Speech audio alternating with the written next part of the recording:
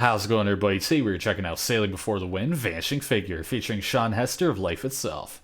Yeah, I'm actually really excited to check this out. So this band, Sailing Before the Wind, was actually like one of the first bands that reached out to me on my channel, if not possibly the first band. So they're like one of the first videos I'd ever made, which going back and watching those is kind of hard. It's a little hard to watch, I'm gonna be honest, but I really enjoyed making that video. It's a really solid track. It has a lot of like August Burns Red vibes. So it's super cool, something a little bit more uplifting, a little different than what I normally listen to. But I'm here for it.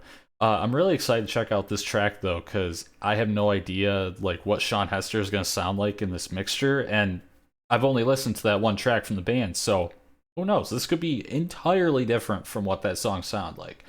But yeah, I'm really excited to check this out. Without further ado, let's get right into it.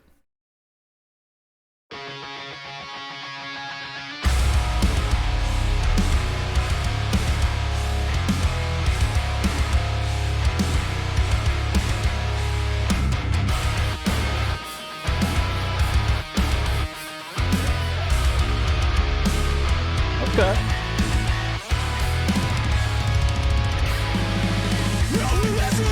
A little bit more old school feel.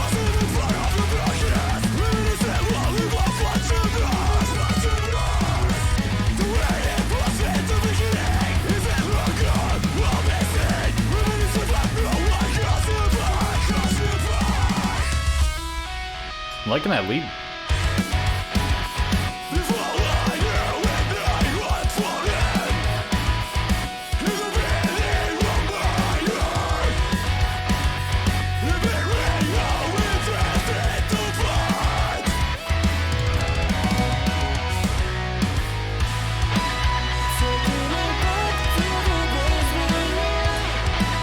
Okay.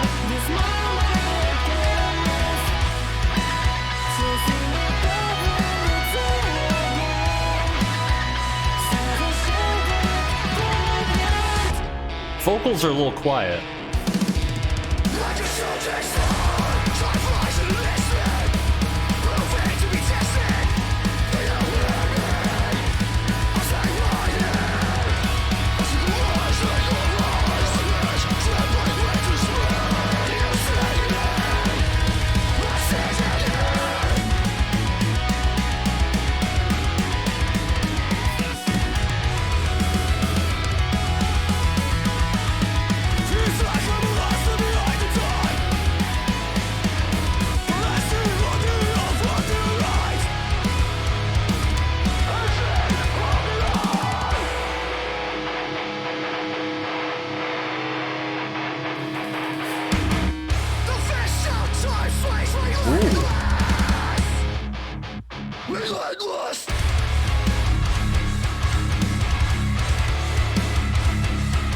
Get a little ambience in there.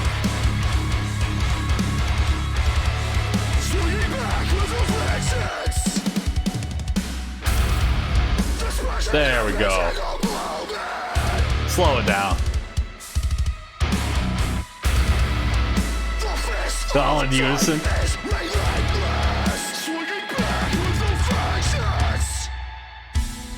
I like that. That was sick.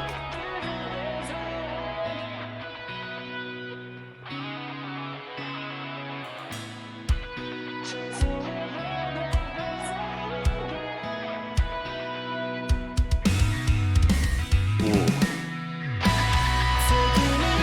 Love that bass. Bitoku, my man.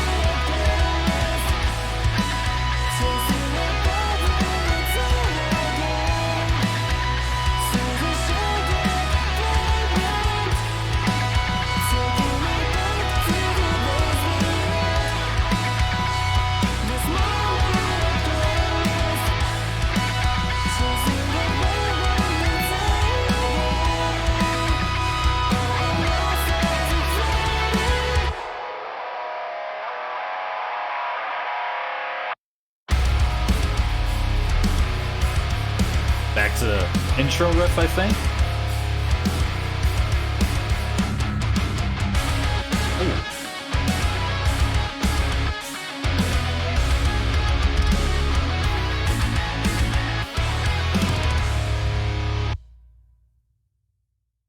All right. Yep, I believe that is the end. Sick.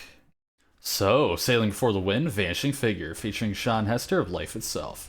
Yeah, I definitely have some thoughts about this track. So during my reaction, I'd mentioned that I felt like the chorus, like the vocals during the chorus, were a little bit quiet.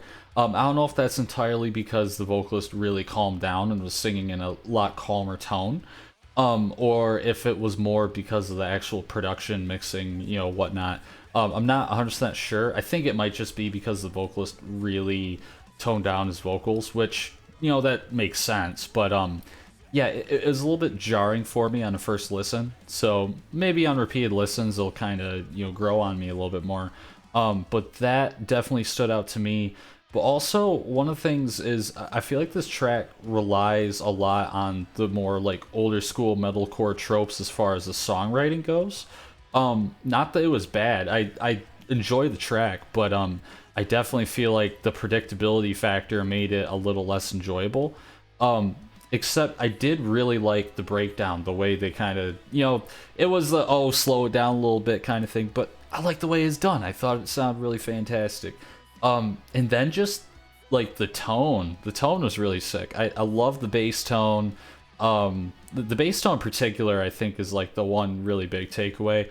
I mean, guitars and everything sound really good, but again, I feel like a lot of the playing definitely falls into that like older school, like As I Lay Dying and like All That Remains. A lot of those bands kind of during that era, that like more metalcore, melodic metalcore, that kind of style. But yeah, I mean, it was a solid track. I just don't know how much it'll stand out like in my playlist and stuff when I go back and listen to it. But overall, I mean, I don't think it was bad. And I do think that the song, even though it was predictable in a lot of ways, I still thought it was enjoyable. And I liked Sean Hester's feature, especially once they got more into like the actual breakdown itself. But yeah, what you guys think about this track? Did you like it? Did you not like it? Leave a comment down below. If you have any recommendations, leave that down below as well. As always, if you guys enjoyed this video, make sure to hit that like button, subscribe, hit that notification bell, and as always, you guys take it easy.